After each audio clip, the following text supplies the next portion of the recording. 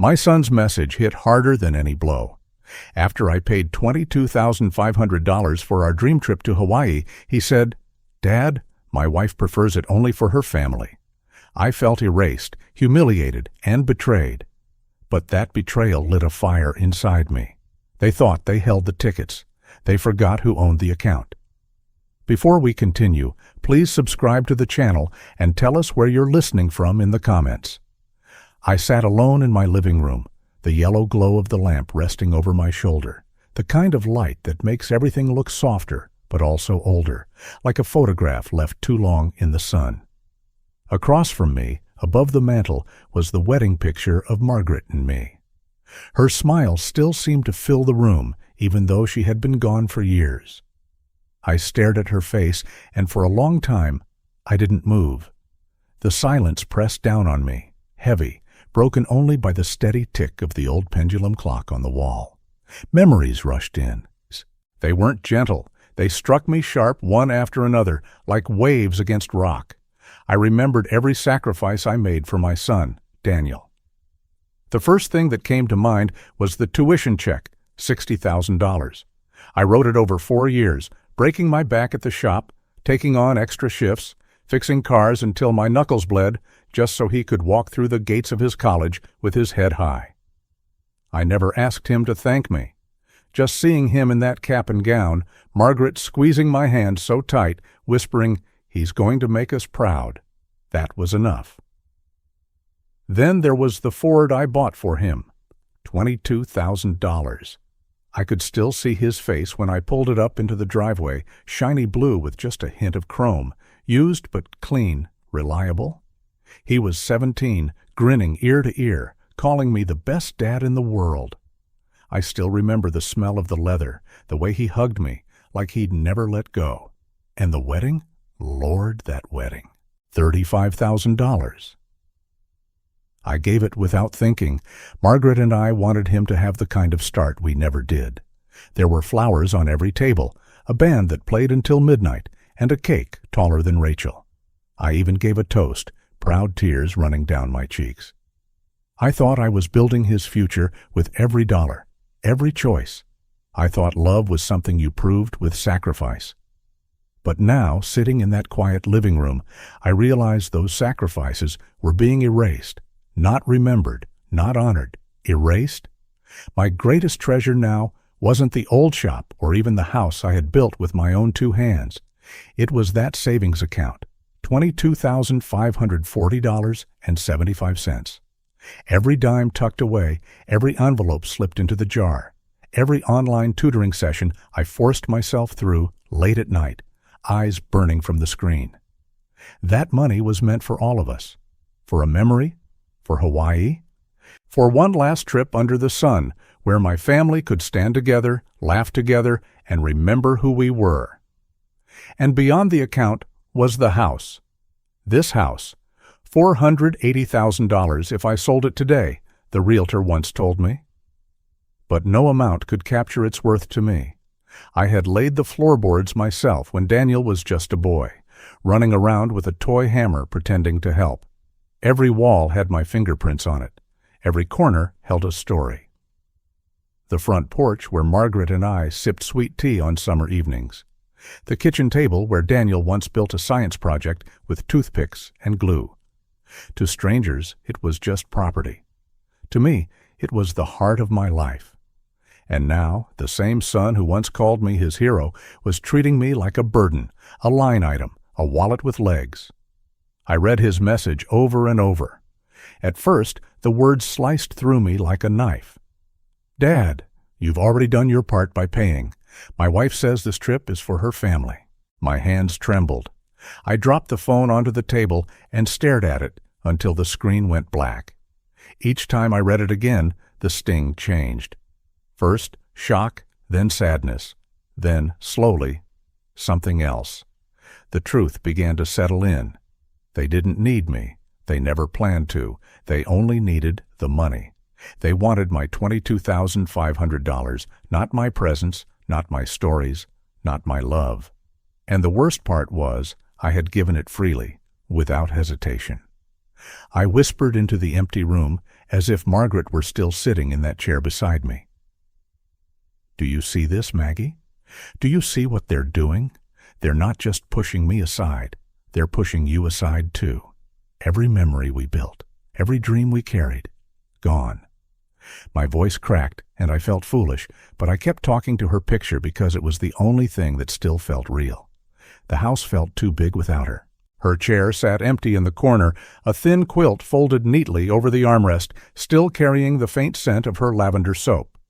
The pendulum clock ticked on, merciless, reminding me of the hours I had wasted believing that love alone could hold us together. On the coffee table was a family photo, dust collecting around the frame. I picked it up and saw the smile on Daniel's face when he was 10, his arm slung around my neck, proud to call me his dad. I set the frame back down, wiping away the dust with my sleeve, and felt the weight of betrayal sink even deeper. Beside the sofa was the suitcase I had packed. Inside were 2 shirts Margaret once bought me, a photo of her on the beach, and the candle I had chosen for us all to light together in her memory. I had wrapped it carefully, lavender scent just like she loved. Now it felt like a cruel joke. I ran my hand over the handle of the suitcase and let out a bitter laugh. "All packed, nowhere to go," I muttered. I couldn't sit still. My feet carried me to the den, to the small safe I kept in the corner. My hands shook as I turned the dial, the metal door swinging open with a creak. Inside were the papers I had guarded all these years, the bank statements, the insurance documents, even a letter Margaret had written before she passed. I pulled them out one by one, laying them across the desk. My name, my signature, my rights. I had given so much away, but these proved I still had power. My chest rose and fell with a different kind of breath now. Not despair, something steadier. I sat down at the desk, staring at Margaret's handwriting in that old letter. She had written, "Ed, never forget, you built this life. It was you. Don't let anyone take that from you." The words hit me like a strike of lightning. I realized then I wasn't powerless. I wasn't invisible. I still had control. They thought they had written me out of the picture, but they forgot one detail. They couldn't move a dime without me. I pushed the papers back into the safe and locked it, the sound echoing through the room like a gavel hitting wood.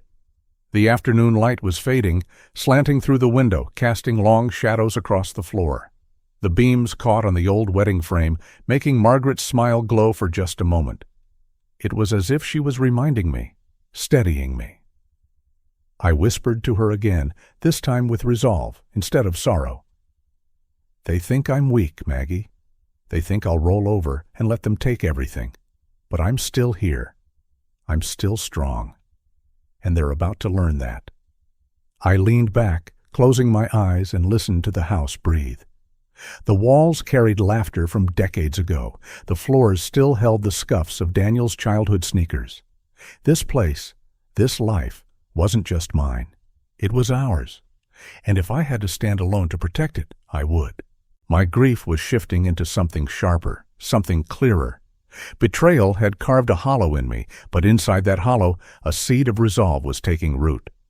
As the clock ticked toward evening, I sat there in the fading light, no longer just a man abandoned by his family, but a father preparing for a fight he hadn't asked for, but could no longer ignore. My hands rested on the desk, steady now. Tomorrow would be different. Tomorrow I will act. Tonight I let the silence settle around me like armor, whispering one last time into the room, "I'm ready." If you're still watching and find this story interesting, please comment 1 below to let me know you're here with me. I woke up before dawn, the house still and blue, the kind of quiet that lets you hear your own breath. I brewed coffee and watched the steam rise from the mug, then set it beside the old laptop on my kitchen table. The keys were smooth from years of use. I opened the bank site and typed slowly, carefully, like each letter mattered. When the page loaded, the number sat there plain as daylight. $22,540.75. My travel fund, my work, my hope, My proof that I had not imagined 3 long years of saving, selling, and saying no to myself so I could say yes to my family. I felt something settle in me. Not peace, not yet, but steadiness, a floor under my feet. I kept the screen open and reached for the small notebook I keep in the drawer with the rubber bands and batteries. I wrote the date, the time, and the balance. Then I turned to a fresh page and wrote the names of the companies linked to the account, the airline, the villa, the car rental, the luau outfit with the pretty brochures. I wrote each number from the confirmation emails and circled them one by one. I took a breath and let it out slowly. No hurry, no panic. I was going to do this right. Before I called anyone, I opened the old gray safe in the den. The metal was cold under my palm. Inside were the same papers I had laid out last night, bank statements, insurance documents, and a copy of the trust Margaret and I drafted 15 years ago, back when Daniel still called every Sunday. I ran a finger across her neat signature and heard her voice in my head, calm but firm, the way she used to talk when bills were due and the roof leaked all at once. "Ed, we built this. Don't let anyone take it from you." I smiled at the paper like it was an old friend and carried it all back to the table. I dialed Mr. Harrison's office as the sun began to lift the dark off the yard. He'd been my lawyer through good years and bad ones. I've seen his hair go from pepper to salt. The receptionist recognized my voice and put me through. I kept my words measured. I told him what I had told no one else. The text, the trip, the money, the feeling of being erased with a sentence. He listened. He doesn't say much when he's thinking. Then he asked for the details that mattered. Whose name is on the account? What instruments are attached? Any cosigners? Any automatic authorizations? I answered each one. My name, my signature. No cosigners. All payments were pulled from my fund. He said, plain and simple, that gave me control. He said I should print the confirmations and the text messages and keep them in a folder. He said I had the right to pause the payments at the source if I felt pressured or excluded. He even said the words I wasn't ready to say out loud. Elder financial abuse can be quiet, he told me, like someone leaning on your good nature until it breaks. He suggested I document every call, every click, every message, for my records, for my dignity, for the line in the sand I was about to draw. When we hung up, I felt taller sitting down. I closed my eyes and I thanked Margaret under my breath. You picked the right lawyer, I said to her picture in the next room, and it felt good to say it.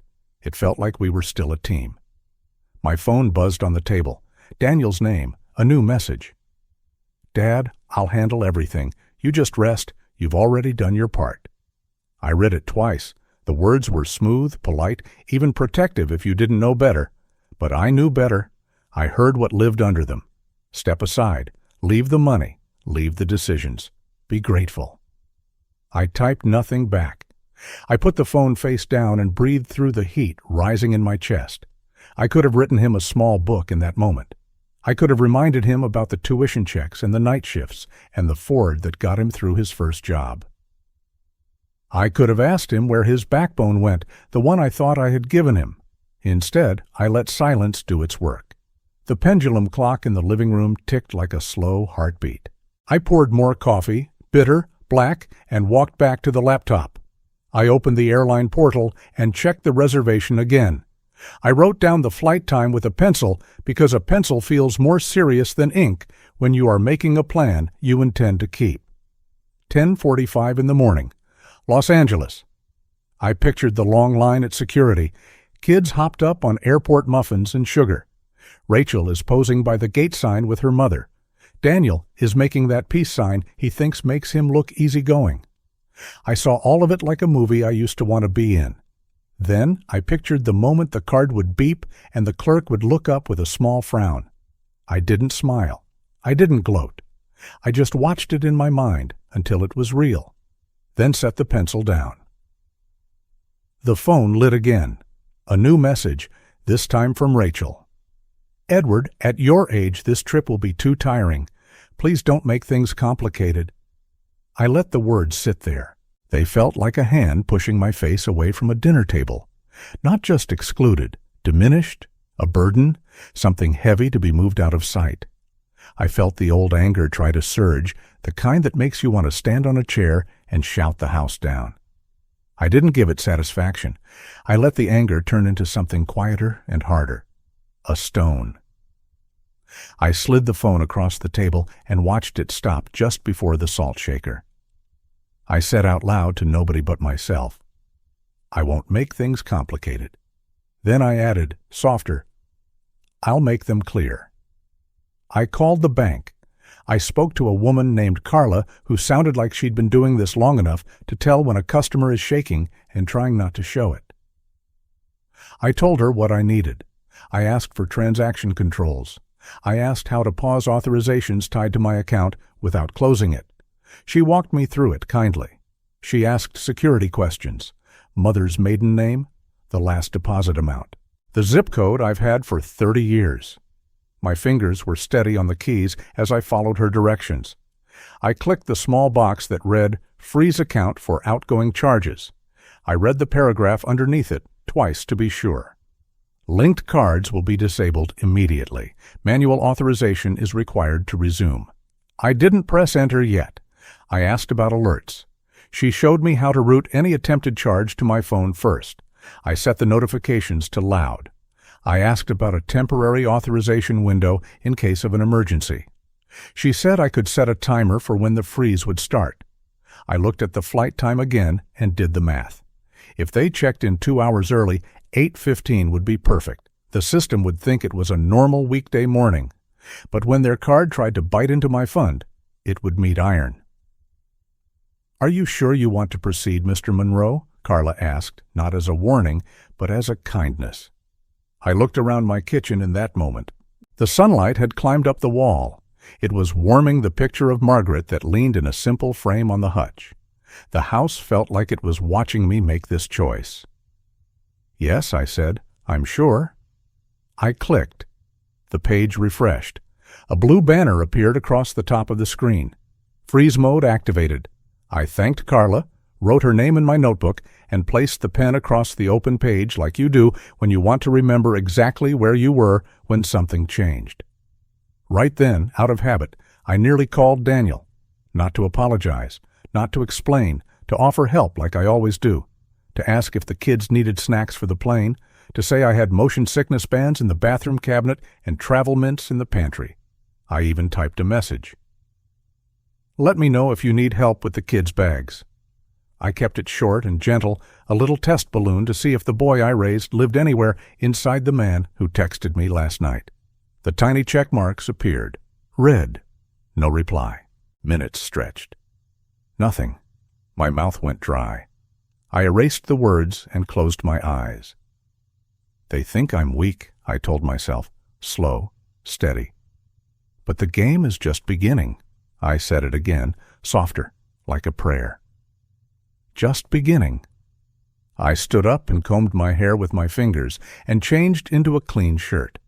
I decided to go to the bank in person to request paper copies for my folder. It felt important to have pages I could touch. The branch smelled like new carpet and pennies. A young man at the desk asked if he could help. I asked for a printout of recent authorizations and a record of my freeze request. He took my ID and made careful copies. I watched people around me. A woman counting singles. A contractor with paint on his boots. Everybody with a story. Everybody is trying to keep what's theirs safe. When the young man returned, the stack of papers was warm from the printer. I put them in a manila envelope and slid them into my bag. On the way home, I stopped at the cemetery. It wasn't part of the plan, but my hands turned the wheel by themselves. I stood by Margaret's headstone and told her everything. I told her about Harrison and the account and the alerts and the morning timer. I told her about Rachel's message, and I promised I would not let that woman make me ashamed for being alive. I rested my palm on the cool granite and felt the old comfort reach up through my bones. I'm doing this for both of us, I said, for what we built. I stayed until a breeze moved the trees and the chimes by the caretaker's shed sang once, soft and sure, like a yes. Back at the house, I ate a sandwich without tasting it and began a new list in the notebook. I wrote evidence at the top in small letters. I taped a copy of Daniel's text on the first page. I printed Rachel's message and put it under his. I added notes from my call with Harrison, with times and dates. I made a separate page called Plan. Under it, I wrote 8:15 a.m., gate area, attempted charge. Freeze alert to phone. I drew an arrow from the alert to a single word. Nothing. That word was my answer to every call I knew was coming. Not cruelty, clarity. I closed the book and laid my hand on the cover. It felt like wood before you sand it smooth, raw but strong. Evening rolled in. The light turned honey-colored across the floor, and the walls remembered how to be golden. I walked through each room like I was checking windows before a storm. In the living room, I straightened the quilt on Margaret's chair and smoothed the worn arm where her hand used to rest. In the hallway, I paused by Daniel's old baseball glove, still on the shelf where he left it. The leather had dried and cracked at the seams. I lifted it and pressed my nose close. It no longer smelled like dirt and summer. It smelled like an attic and time. I set it back carefully. In my bedroom, the suitcase stood at attention at the foot of the bed. I unzipped it and lifted the candle. Lavender climbed out of the wrapping and into the air. I let it sit on the nightstand. I said, "We'll light you yet?" At 7, the phone rang. It was Harrison again. He had reviewed the old trust papers while waiting for a meeting. He wanted me to know that if anyone tried to move me into a home without my consent, it would take a court order. He told me to keep copies of my driver's license, Medicare card, and the latest mortgage statement in my folder. He suggested I make a short letter in my own handwriting stating my wishes about where I live and how I travel. Simple language. No drama. Judges, he said, like simple. I thanked him. He asked if I was all right. I told him the truth. "I'm hurt," I said, "but I'm clear." He said that was a good combination for doing the right thing. We said good night. I slept better than I expected. Not deep, not sweet, but steady. I dreamed I was back on the beach with Margaret. She was wearing a hat that tied under her chin, and the wind kept trying to steal it. We were laughing, and the sound didn't echo. It stayed close, like it belonged to us. I woke before the alarm and lay still in the gray light. Birds were loud in the yard. I could hear a neighbor's truck start and then stop. Morning opened its hand. I made oatmeal and ate it standing up. I poured a second cup of coffee and put the notebook in my pocket. I checked the phone volume and set it on the table, face down. 8 o'clock. I sat in the chair by the window where the sun lands first. I didn't turn on the news. I didn't call anyone. I watched the light climb the fence and slide over the bird bath. I breathed slowly. My heart kept time with the pendulum clock. I thought about what it means to be a father when your child treats you like a stranger. I decided it means you keep your head. You keep your records. You keep your word to yourself. At 8:13, a small tremor of nerves shook my hand. It passed like a shiver and left me clean. I rubbed my palm over my knee and whispered to the room, "Hold steady." At 8:15 on the dot, my phone jumped, the way a fishing line tugs when something bites. A tone rang out, clear. Attempted charge. Airline LAX check-in. Declined. I didn't move. Another tone. Attempted charge. Car rental pre-authorization. Declined. I folded my hands and kept them still. A third tone, then a fourth. Food vouchers, baggage fees, declined. Declined. The screen lit, then went dark, then lit again with a call. Daniel, the photo I took of him 3 summers ago, sat there smiling at me like nothing in the world had ever gone wrong. I let it ring. It felt like holding my breath underwater on purpose. The voicemail icon appeared, then another call, Rachel's mother, then Rachel. I waited.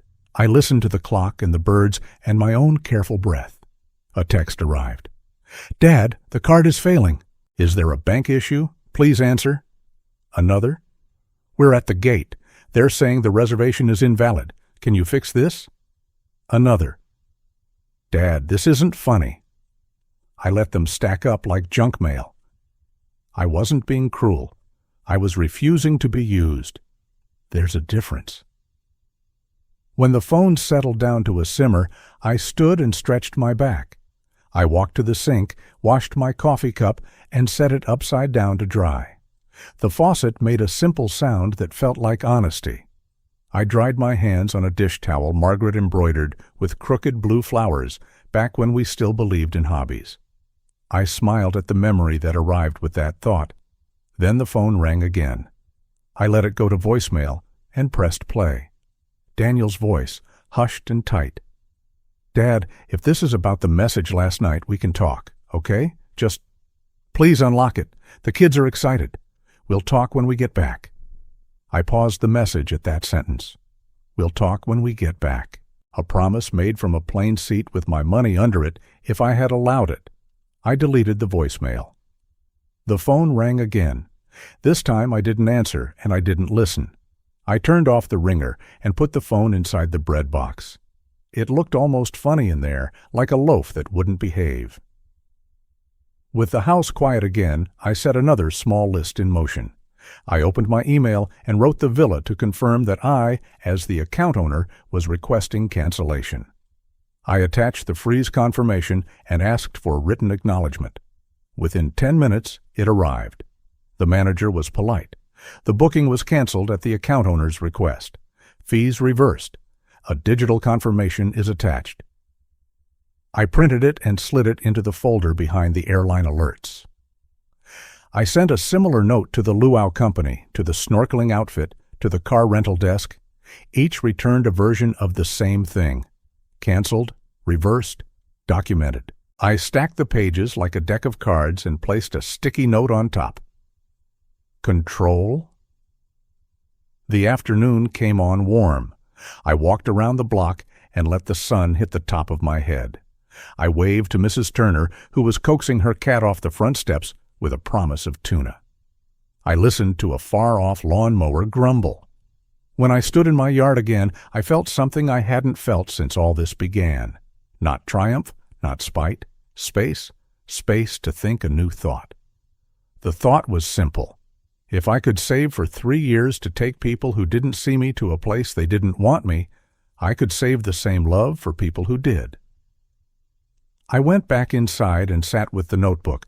On a clean page, I wrote 4 names. Men I know from church and the hardware store and the coffee line at the Veterans Hall. Francis, a widower. Carl has lived alone since his wife passed. Dennis never saw the ocean. George, the kind of friend who shows up when your roof leaks and just starts patching without asking questions. I didn't plan a trip for them. Not yet. I just wrote their names and felt how the ink made the page less empty. I closed the book and let my hand rest on it for a long time. Soon, I said into the room. Maybe sooner than you think. As evening drew down for the second time since the message that changed it all, the phone, still in the bread box, rattled one last time. A different tone, a different source. Email from the travel agent, a full list of the reverse charges. Totals added back to the account. I opened the bank site and refreshed the page. The number moved up, line by line, like a tide returning. I took another slow breath. My chest didn't hurt as much. The house seemed to relax with me. I stood in the doorway to the living room and looked at the wedding picture again. I spoke softly so the words would land where they needed to. They think I lost. They think I'm alone. They don't know. This is where the game begins. I reached out and touched the frame, just a fingertip against glass. Just enough to make a mark if there had been dust, but I had wiped it clean last night. The glass stayed clear. The smile stayed bright. The clock ticked. Outside, the first star came up. I made one more note in the notebook before turning out the light. It was one sentence. They don't know I'm holding the thing that will change everything.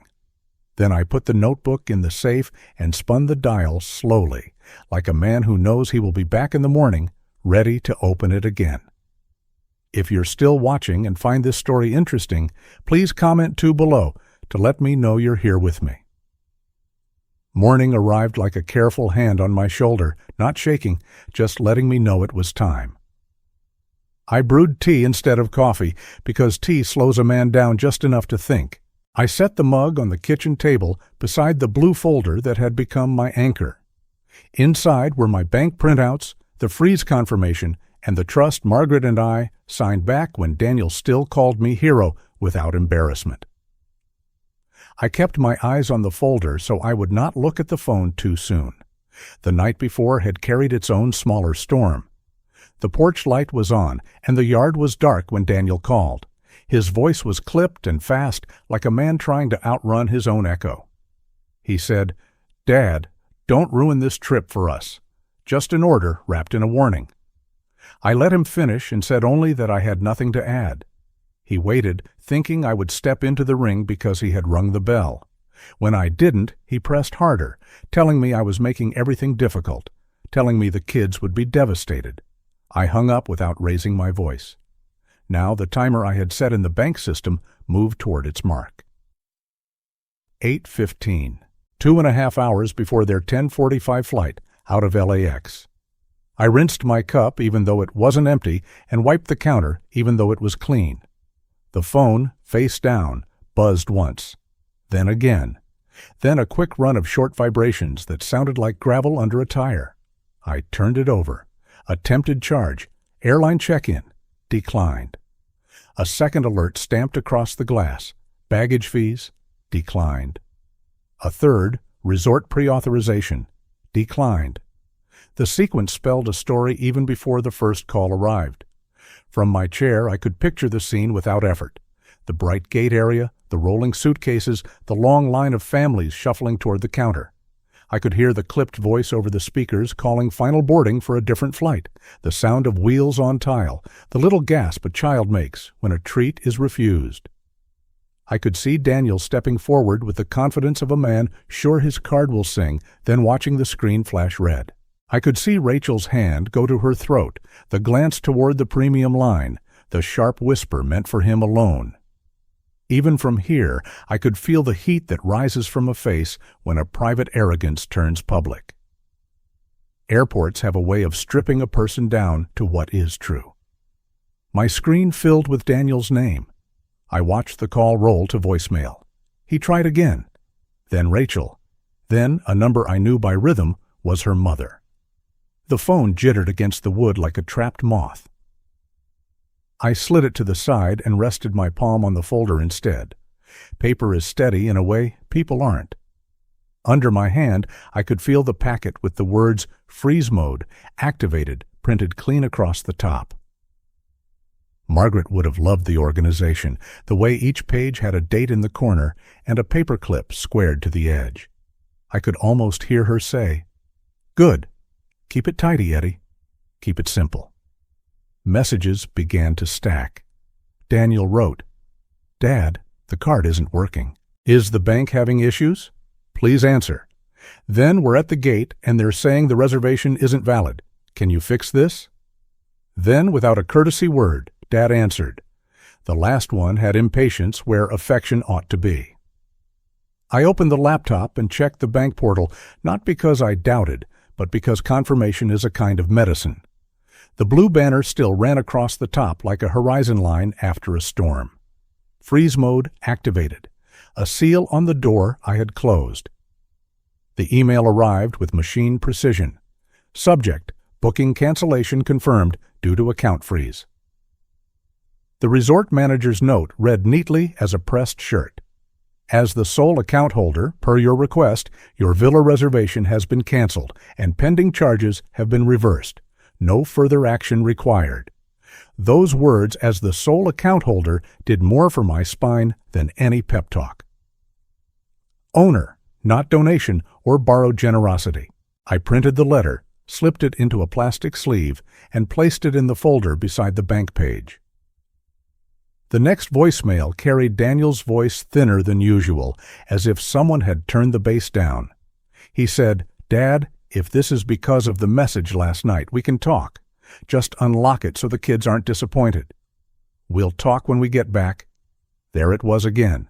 We'll talk when we get back. Apology after enjoyment. Accountability after the check clears. I deleted the message without listening twice. Another voicemail followed, Rachel this time. Her words were calm and careful, the kind of careful that tries to sound like kindness while refusing to say, "I'm sorry." She explained that travel is stressful, that my age might make the trip hard, and that they thought it would be simpler this way. I let the message finish and pressed delete. I left the phone on the table and walked into the living room. Sunlight found Margaret's cheek in our wedding photo and set it glowing. "You see this?" I asked her softly, my voice barely more than breath. "You see how they speak when they think the line is only money." I stood there until my breathing returned to its normal shape. Then I went back to the kitchen and wrote down the time of each alert in my notebook, drew small arrows to the printed emails, and closed the cover with my palm flat against it. The calls kept coming until the energy ran out of them, and silence returned. Sometimes a person's silence is a rope they hope you'll grab. If you take it, they pull you right back to where they wanted you in the first place. I did not grab. I poured another cup and walked out to the back step. The yard smelled like warm earth and cut grass. The regular world kept on being regular while the small world in my phone tried to set itself on fire. A different email waited. Car rental authorization failure notice. The phrase account owner appeared again, strong as a church bell, rung once and left to echo. I printed it and set it beside the resort note. 2 pages, same music. The luau company wrote next, efficient and gentle. Cancellation processed at the request of the funding account owner. Refund within 5 business days. I pictured the long table under strings of lights, the children I love laughing at a fire dancer's grin. Closer to 11, I called Harrison and told him what had happened. He listened without interrupting, then said what settled me most. "Your documentation is clean, Ed. You acted within your rights. Forward me the resort letter and the airline void notice. Keep the folder tidy." He added one sentence, "Steady is stronger than angry." We said goodbye, and I let the quiet fill the room again. Almost as soon as I set the phone down, it buzzed with a message that made me lean a hand on the chair back. "Dad, if you'll return the deposit we gave you, we can rebuild the plans. Even part of it will help." Deposit. I let the word sit alone on the screen. There had been no deposit. There had been the jar Margaret and I kept behind the flower. There had been the envelopes of cash I fed to the bank until the number reached $22,540.75. There had been late nights tutoring a teenager in grammar while my knees ached. My name had been on every account. I typed nothing. I let the message age into silence. Early afternoon, the resort manager called, not a form letter now, but a human voice. She spoke with professional kindness and asked if I had any questions about the reversal.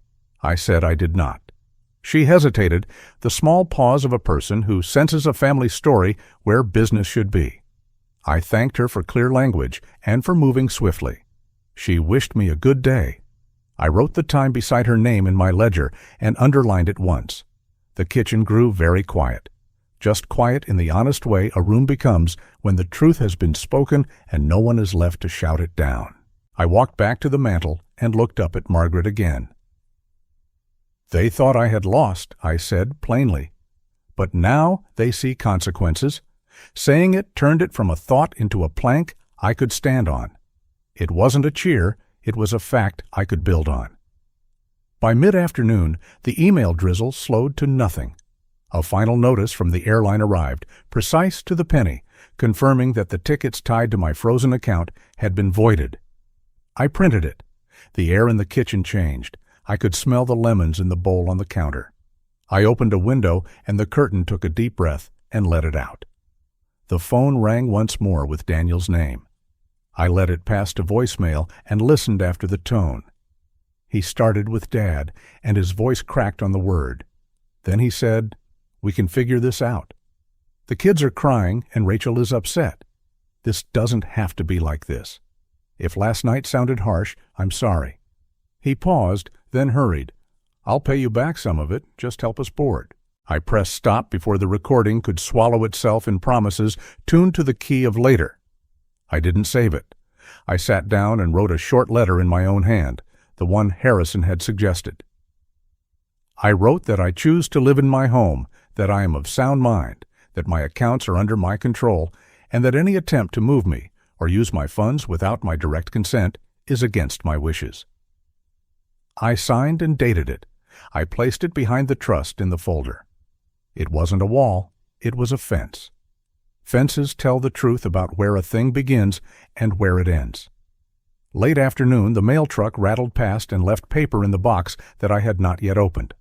My email chimed with small, tidy notes. Refund processed. Refund processed. Refund processed.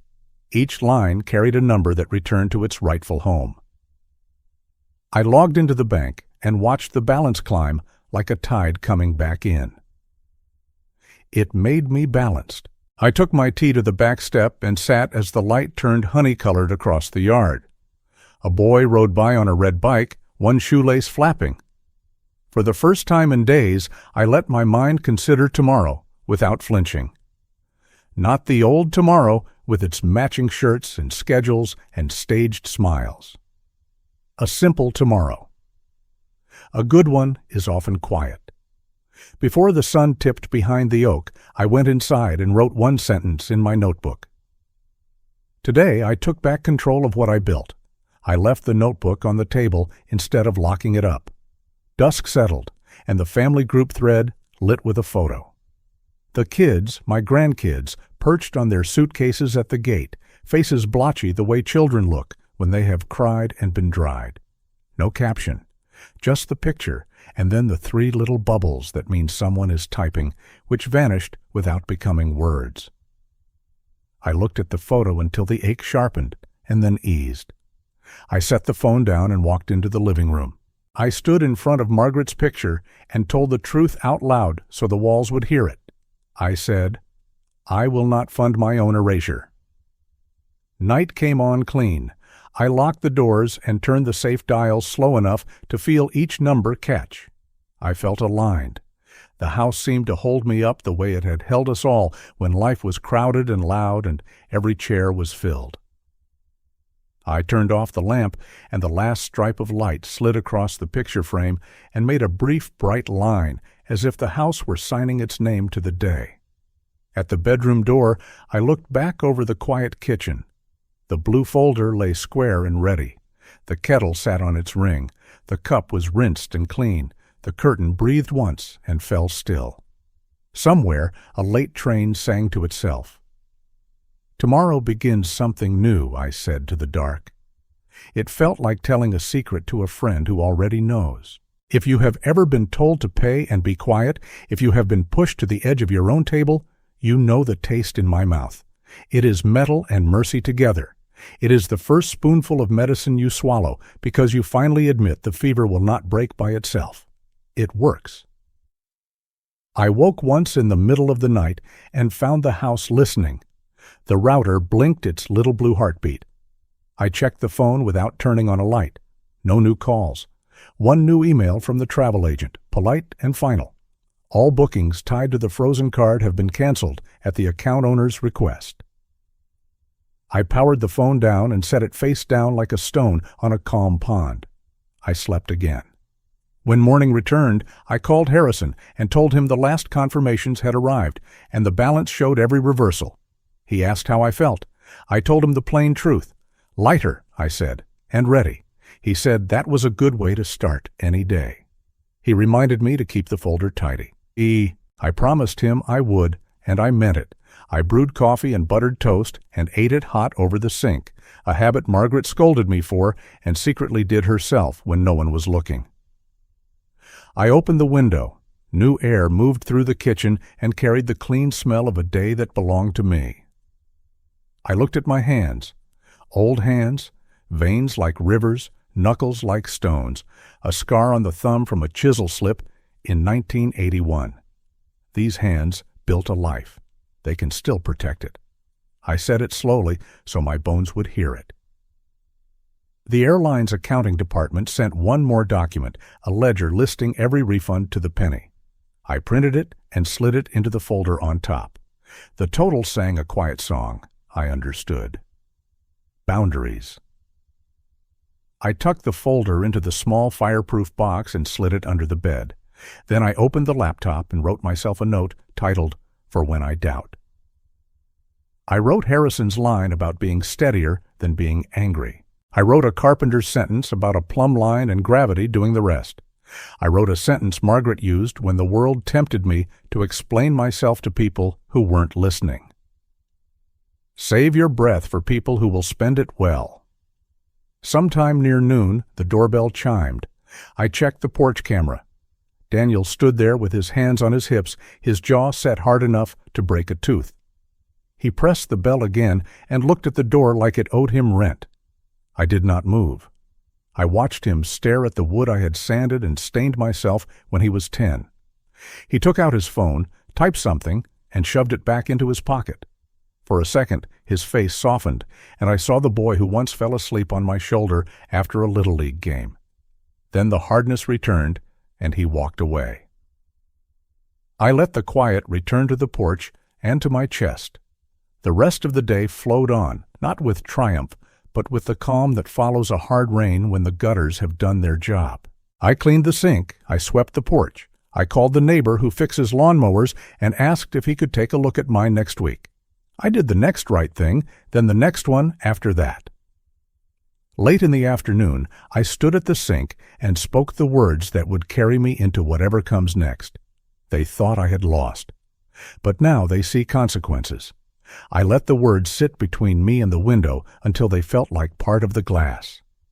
The evening ended as simply as it began. I ate soup. I watched a ball game with the sound low.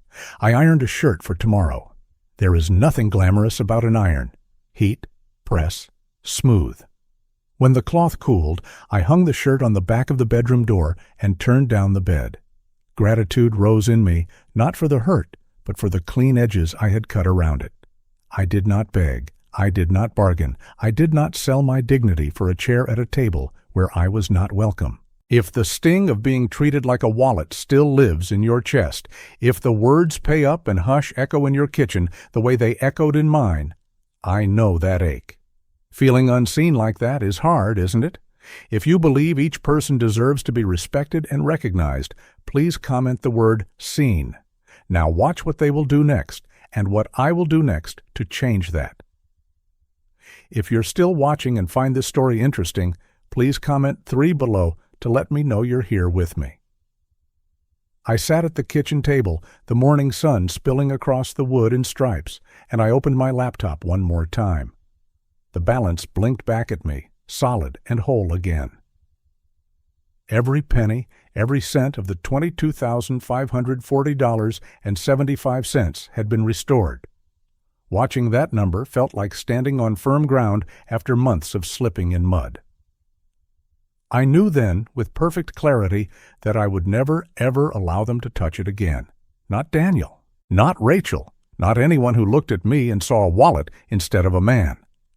I took out my notebook, the same one with Margaret's handwriting still tucked between its pages, and I wrote a new heading. For What Matters. Beneath it, I made the decision that had been growing in me since the day the truth came crashing down. This money, my years of saving, was no longer theirs to claim. It would serve those who still believed in simple decency. I made a call to my bank and created a small fund in my name, tied to my will, set aside for travel and community among men like me, fathers who had given, fathers who had been forgotten. It was a quiet revolution, a line in the sand that no one could erase. Days later, I booked something I had once thought was lost to me, a trip to Hawaii, not for Daniel, not for Rachel, not for people who thought age meant irrelevance, for my friends, Francis, the widower, who still polished his wife's wedding ring every Sunday. Carl, who lived alone in a house that echoed with silence since his children moved away and stopped calling.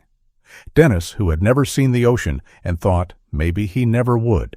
And George, the kind of man who showed up with a hammer when your roof leaked and never asked for a dime. I booked flights with my own card, printed the receipts, and slipped them into my blue folder. When we arrived, the villa was exactly as I had once pictured. Palm trees swaying, the ocean a sheet of glass under the sun, air heavy with salt and flowers.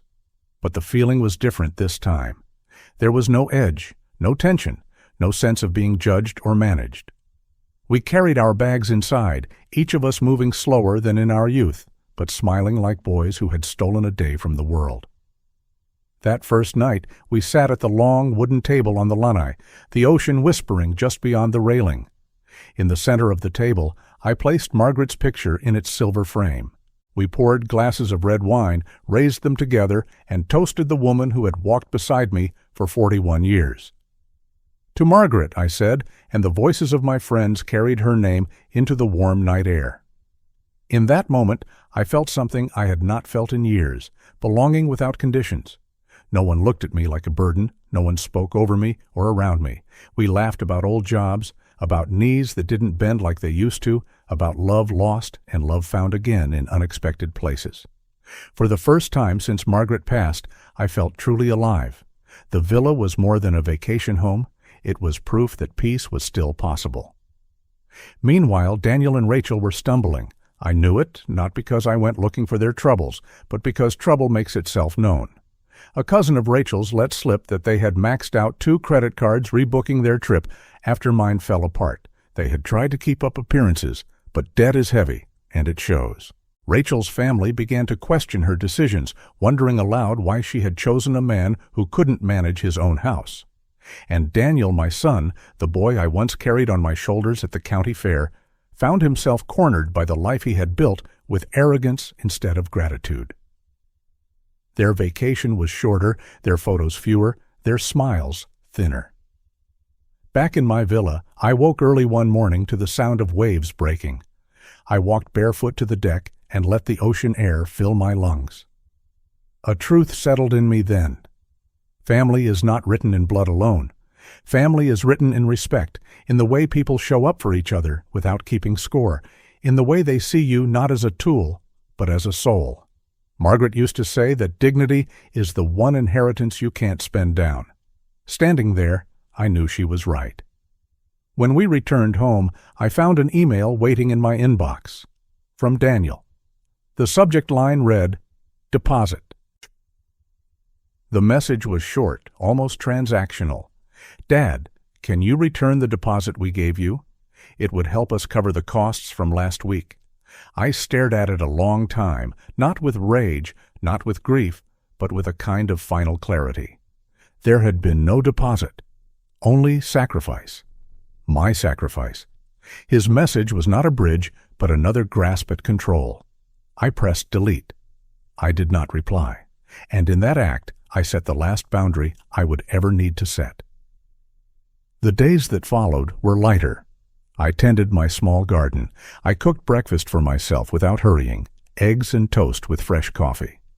I sat by the window where the morning sun caught the wood just right and read books Margaret had once marked with her neat pencil notes.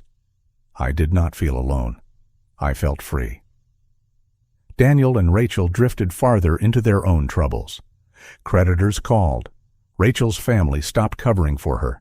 Their friends grew fewer when the debts grew louder. I did not gloat. I did not wish them harm. But I also did not step forward with my wallet open. For once, their lives would be theirs to carry.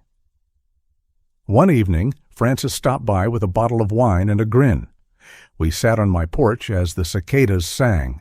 He leaned back in his chair and said, "Edward, you should come with us to the community center next week. We've started a group, men helping men, fixing porches, painting fences, and cooking meals.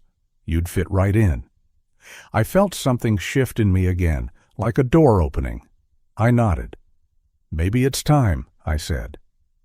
As night fell, I thought about Margaret and whispered into the dark, "I don't need them anymore. I have myself. And that's enough." The air in the house seemed to sigh with relief. For the first time in a long while, I slept without dreams of betrayal. I slept like a man who had set his burden down and finally walked free. I learned something I want the world to know. Family isn't about blood alone. Family is about who stands beside you with respect. True family honors your worth, not your wallet. Betrayal may cut deep, but dignity heals deeper. I finally understood. I didn't need Daniel's apology. I didn't need Rachel's approval. I had built a life with my own 2 hands, and I was living it still. And with every morning sun that hit the hardwood floor of my little house, I knew the truth. I was free. And so this chapter ends not with anger, but with peace.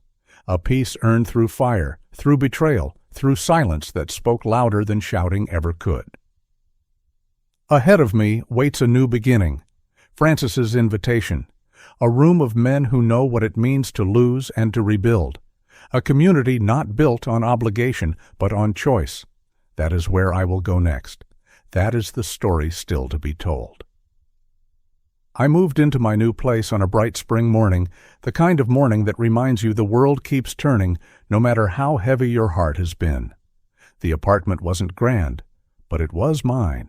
$210,000 had bought me a quiet second-floor unit across from the park. From the balcony, I could see children chasing each other near the fountain, dogs tugging on leashes, and older couples walking hand in hand. Every corner of that space carried a calm I hadn't felt in years. The walls were fresh, the hardwood shone, and the silence wasn't loneliness. It was freedom. Each morning I laced my shoes, stepped outside, and walked a lap around the park. The air was clean, the benches familiar, and soon I began to nod at faces that became friends. It was a small life, but it was a good one, stitched together with ordinary peace. As the days passed, the lessons from everything I had endured began to settle like stones in a foundation. I had spent years believing sacrifice alone was enough, but now I knew better. For parents, the truth is simple but hard. Don't give blindly. Don't confuse endless sacrifice with love. Real love needs respect, or it withers into obligation. I whispered that truth to myself some mornings as I passed the park's iron gate. For children, the lesson is different, but just as sharp. Don't treat your parents like wallets. Don't forget who carried you, fed you, and gave you chances you didn't earn. Gratitude is the thread that holds a family together. Without it, the whole cloth tears. And for the rest of us, for people in a world that moves fast and forgets too easily, the reminder is this. Kindness has no limit, but exploitation must. A man who sets no boundaries teaches others to take until there's nothing left. Meanwhile, Daniel and Rachel were unraveling. I didn't look for news, but word travels. They had to sell the SUV they loved so much, the one they used to post pictures of on holidays. Their big house felt too expensive, and before long, they were packing boxes into a smaller rental across town. Debt collectors don't care about pride, and the whispers from Rachel's family grew louder until even Daniel couldn't ignore them. Then, one afternoon, an envelope slid through my mail slot. Their handwriting was unmistakable. Inside was a letter that used the word sorry 3 times, but never once carried the weight of truth. They asked for forgiveness, for another chance, for some kind of bridge back. I held it in my hands for a long time, then placed it in the drawer where old utility bills go. I did not answer. That silence was my answer. The line had been drawn, and I no longer had to explain it. My life found a new rhythm in unexpected places. A friend introduced me to a small group at the community center, men and women my age who pooled their time and money to help local children who had no one else. We painted a fence one Saturday, cooked a meal the next, and before long we had started a little scholarship fund. I gave what I could, not because someone demanded it, but because giving on my own terms felt different. It felt alive. One afternoon, I received a letter written in careful, slanted handwriting from a boy at the orphanage we had helped. It read simply, "Thank you, Grandpa Edward." My throat tightened as I read those words over and over. That small letter was worth more than any hollow apology Daniel could have written. Respect and gratitude from a stranger carried more truth than obligation from blood. Evenings became my favorite time. I would sit on the wooden chair out on my balcony, the park bathed in gold, and the wind would catch Margaret's old wind chime. Its song was soft and familiar, a piece of her voice still living in the air. I often found myself smiling at nothing at all. One night, as the chimes rang against the fading light, I whispered, "I don't need their apologies. I don't need their approval. I have myself, and that is enough." And saying it out loud made it real, and the peace that followed settled deep into my bones. I have thought long about what this journey means, not just for me, but for anyone who has walked the path of betrayal.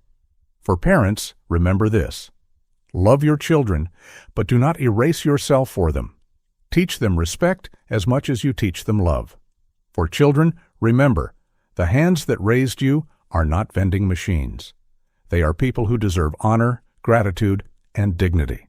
And for all of us, living in a world that often mistakes taking for winning, remember that character is the only wealth no one can strip away. Money fades, houses crumble, accounts drain, but who you are, that remains. Now, each day in my little apartment feels like proof that I chose rightly. The walls hold no anger, only calm. The park outside my window reminds me that life moves in circles, and sometimes you get a second chance at peace. The community center calls, the children laugh, and the wind chime sings. The chapter is closed. I am not bitter, not broken.